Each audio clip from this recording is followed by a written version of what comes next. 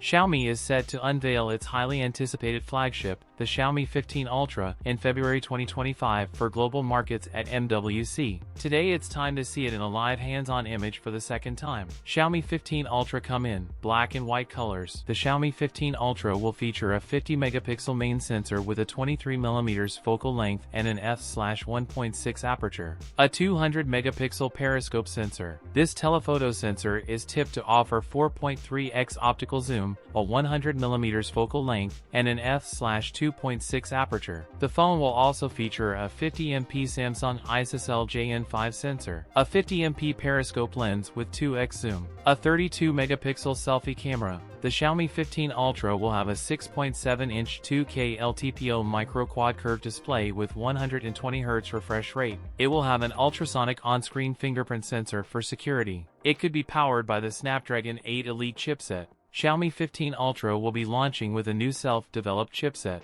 It is expected to ship with up to 24GB of RAM. It is expected to run on HyperOS 2.0 based on Android 15. There is a possibility that it may feature a massive 6200 mAh battery. That's it for today's video. If you enjoyed it, don't forget to like, comment, and subscribe for more content. Thanks for watching, and I'll see you in the next one.